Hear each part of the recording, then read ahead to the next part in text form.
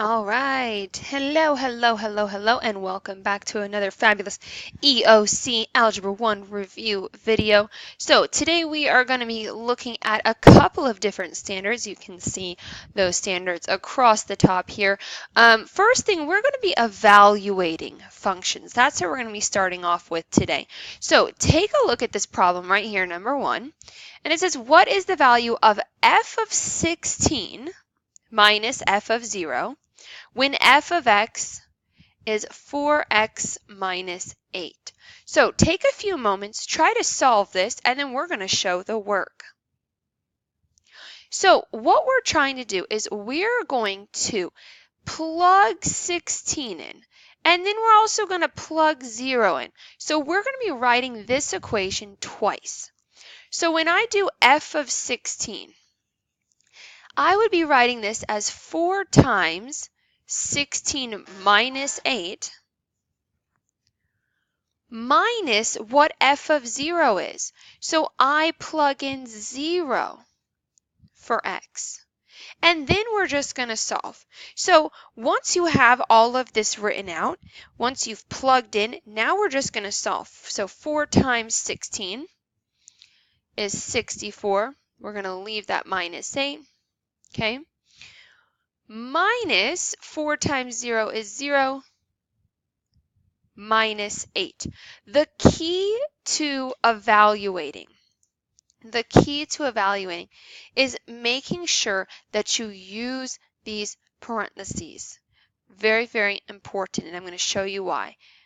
So when I write this, 64 minus 8, we get 56. So 56 minus 0 minus 8. Well, 0 minus 8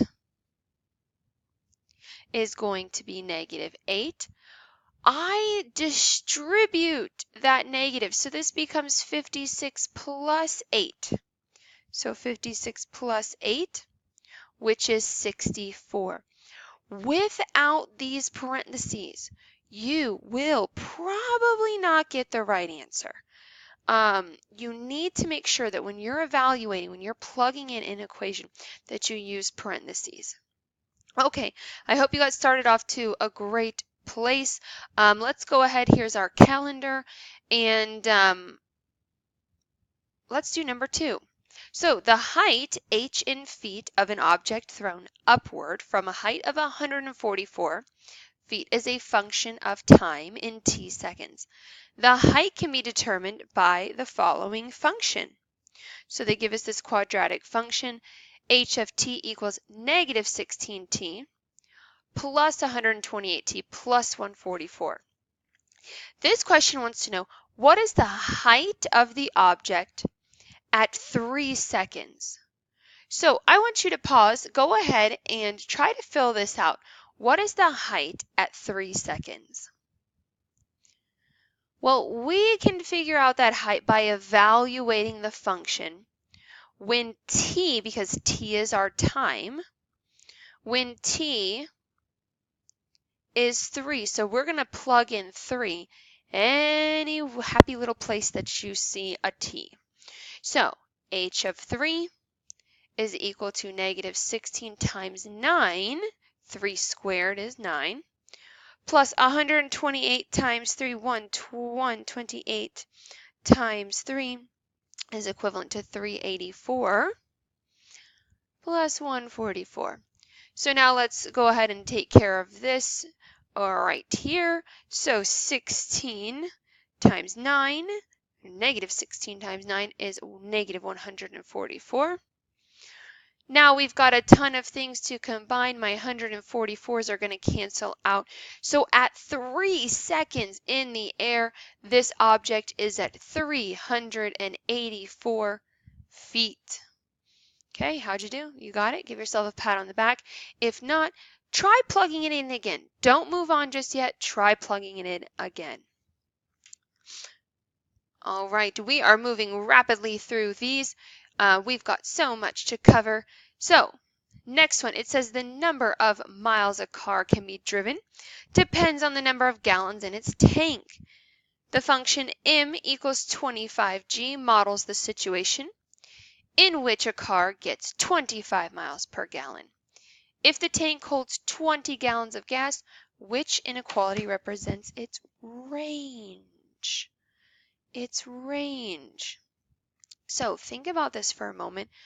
What is range? And then try to respond. So range is all of our y values. So when we're thinking about this, the function is m equals 25g.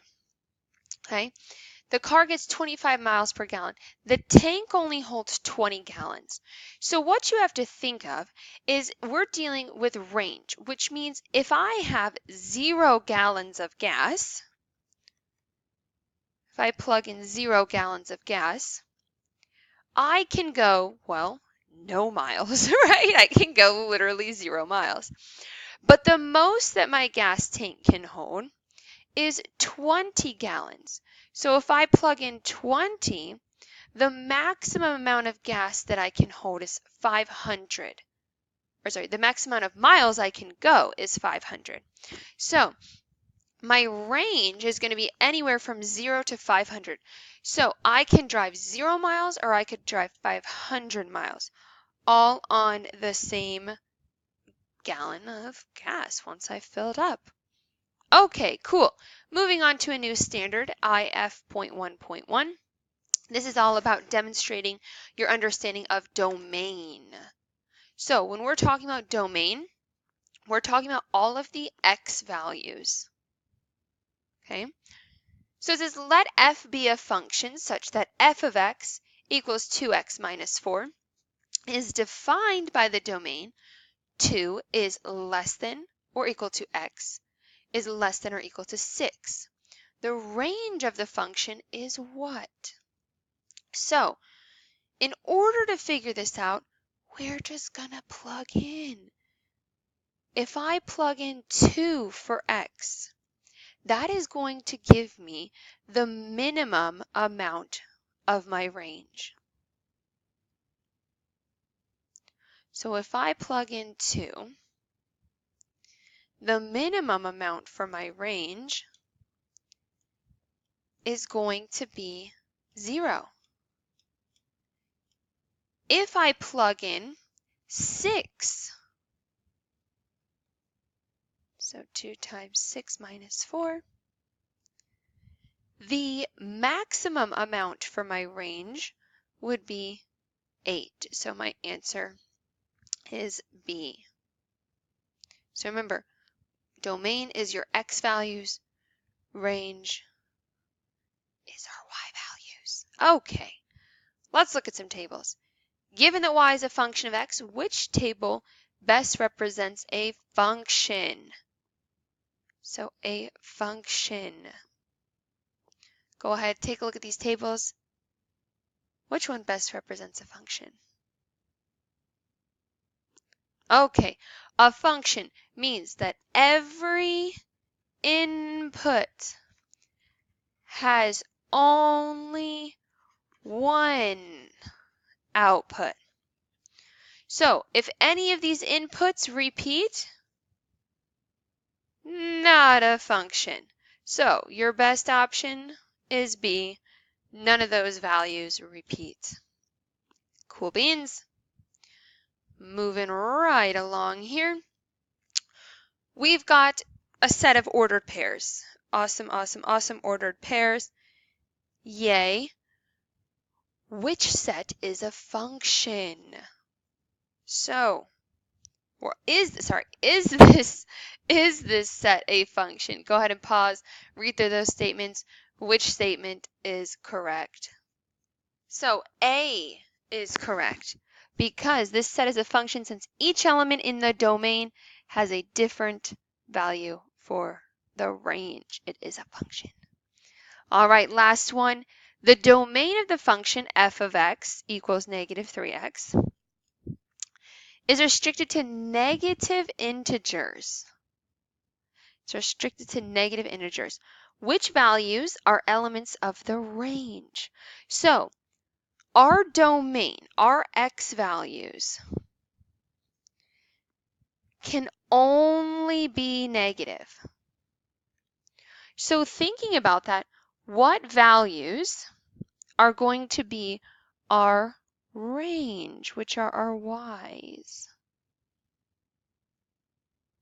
All right, so take a moment, think about that, and let's get to it. So if our x values can only be negative, if I plugged in, let's take this, if I plugged in, our x values can only be negative. So if I plugged in a -4, okay, that would give me a positive 12. So this is a possible range. If I plugged in a -7, right?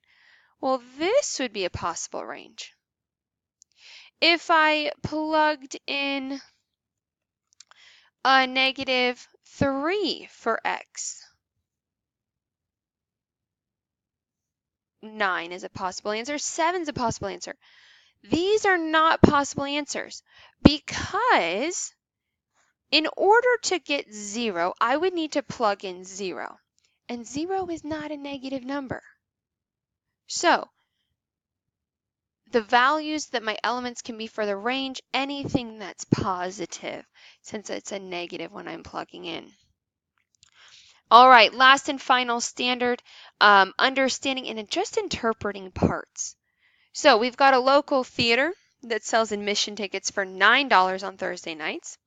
At capacity, the theater holds 100 customers. The function m of n equals 9n represents the amount of money the theater takes in on Thursday nights, where n is the number of customers. What is the domain of this context? So go ahead, read through these. What is the domain? So that domain would be all non-negative integers less than or equal to 100. Why 100? Because the capacity is 100. And we can't use negative integers, well, because we can't have negative customers. There we go. All right. So let's continue on here. We've got 2 more. So the function h of t equals -16t plus 144, which represents the height of an object off the ground. What's a realistic domain? A realistic domain. So if I were to solve for t,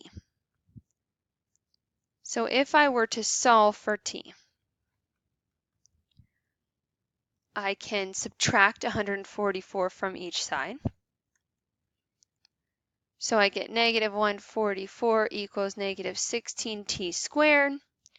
We can divide by -16. -144 divided by -16 is 9. So 9 equals t squared. When we take the square root, we have both plus and minus. But can my time be negative? Not really. So my realistic domain would be anywhere where that t is a positive 3.